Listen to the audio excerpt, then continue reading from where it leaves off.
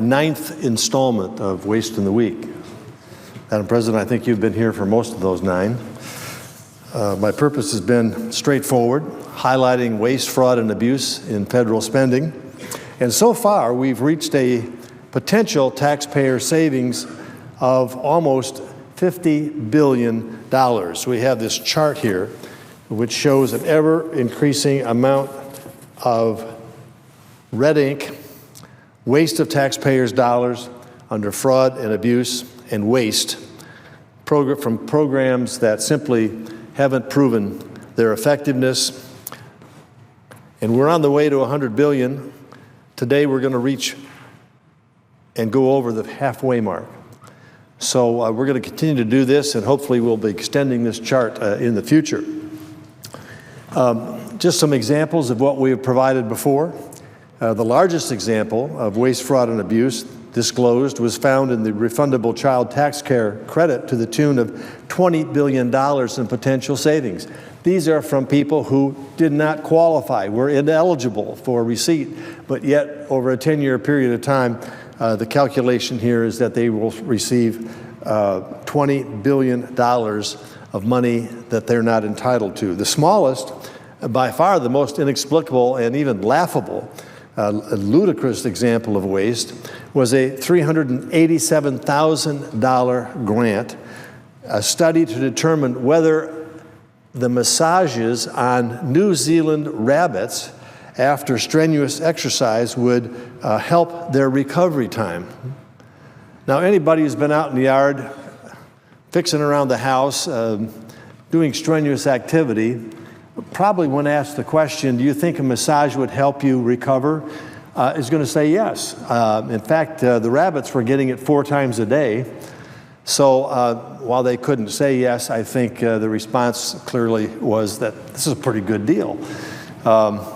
Unfortunately, it cost the taxpayer $387,000 in a grant to prove that, yes, the massages helped after strenuous exercise. This is not exactly what the taxpayer had in mind when they sent their tax dollars and when they paid their taxes on April 15th and filed their returns. That's not exactly what they were sending their money to Washington to do. Is it laughable? Yes. Is it tragic? Yes, that we are taking significant amounts of money and it's going to waste, fraud, and abuse. Maybe one of the most important examples, by the way, the rabbits were all euthanized after the results, so they enjoyed their massages, but it didn't last, and they no longer are with us. Perhaps the most important example of waste was protecting Americans from identity theft and taxpayers from fraud.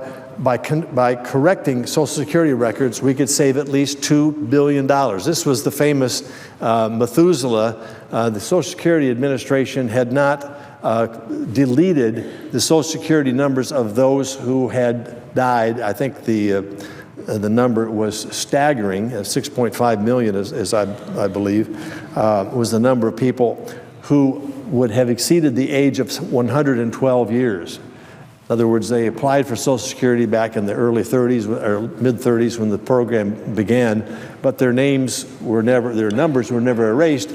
They were then ID'd through fraud and used by people, and the savings there, if we can correct that, and I propose legislation to do so, would be $2 billion. But this week I want to talk about the Department of Agriculture. Now, being from a state like Indiana, agriculture is obviously very important, and I'm a strong supporter of Hoosier farming. I fight for family farms as they seek to survive from generation to generation. I support cutting red tape and federal mandates that unnecessarily burden Hoosier farmers. As a broader issue, I recognize that food production is extremely important, not only for our own benefit, but rises to the level of even being an issue of national security. But that's not what I'm talking about here today. Today I want to talk about taxpayer dollars that are being used to fund grants, not for farming, but for marketing. Let me give you some examples. U.S. law, currently on the books, states a grant program requiring that the Secretary of Agriculture shall award competitive grants in developing a business plan for viable marketing opportunities. Well, there's a real question here as to whether this ought to be mandated through the federal government. That is, select those who apply for grants to develop a marketing program. The problem here is that very few end up with the grants, but those who do, well, it's a special deal for them. They get these grants, and they can, winners and losers really shouldn't, who submit the grants shouldn't be selected by the federal government for a program that doesn't go directly to the production, but goes to actually the marketing of this. Let me give you an example. One of the winners was a single farm that received a $44,700 grant to increase sales of its pumpkins and squash, including pumpkin donuts. I'm not making this up.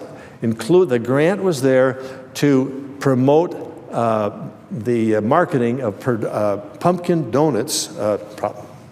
Probably tastes pretty good, but to promote that as a nutritious, locally produced food.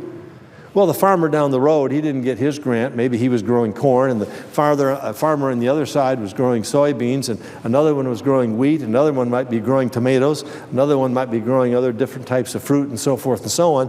But the one who was growing pumpkins somehow qualified. The government said, hey, that's a winner. Let's put a marketing program together. Here's $44,000 to do so. That's just one example. Through the U.S. Department of Agriculture, taxpayers are funding things such as helping to process olives into olive oil. I think that's a practice that probably goes back a few thousand years. Just ask the Italians, and I don't know that we needed a grant to do that. Helping to develop and market sparkling wine and hard cider. They've been drinking wine since the beginning of time. I think the French probably know how to market sparkling wine. Maybe we can just read about how they do it rather than putting a grant together to promote that. Marketing goat's milk, cheese, and soap, and providing organic chicken meat to restaurants. Look, I'm not against the agriculture community marketing its products. Every product maker markets their product, but do we need all this expenditure of taxpayer money to prove whether or not we can have a better marketing program for a select few? What about the many who don't have any basis or ability to claim these grants? Over the past 10 years, grantees under this program have received over $290 million. Pretty sweet deal for the grant recipients, but pretty expensive deal for the taxpayer. And what does this grant process say about the losers, those not selected? So in essence, what we're doing here is promoting a few select products. And why are we promoting pumpkin donuts over, say, banana nut muffins? What about watermelons and not cantaloupes, or carrots and not turnips, and on you could go? Well, federal government is here to protect farmers and entrepreneurs so that they can cooperate in a fair and dependable economic climate. But at the end of the day, these government-selected projects are not the best use of taxpayer money, in stark contrast to what government ought to be doing. After all, when taxpayers send their hard-earned tax dollars to Washington, they rightly expect their leaders to steward these resources responsibly. I would argue that taxpayer-funded pumpkin donuts are not a good use of taxpayer dollars. I support agriculture, but let's actually support farming, not just pumping up the sales and profits of a select few. We can do better. So I'm adding today $290 million to our taxpayer savings gauge, which puts us over the halfway mark, the $50 billion. That's a small amount compared to our budget. That's a small amount in terms of the money that comes flowing into Washington from taxpayers, but we have not been able to address the large issue, the issue that has to be addressed, and it's continually pushed down the road, continually pushed back to the next election, and that is the unbelievable number and growth of entitlement programming that's squeezing out the many essential and necessary things that government needs to do. Healthcare research. I was just listening this morning to a committee meeting with Francis Collins heads up NIH, talking about the medical breakthroughs they could have if they just had some more funds and weren't being sequestered with less and less money each year. We need always, but particularly in difficult fiscal times, to direct taxpayers' funding in the most responsible way that we can. And so with that, we'll add some more red ink to our gauge, and we'll be back next week for Waste of the Week number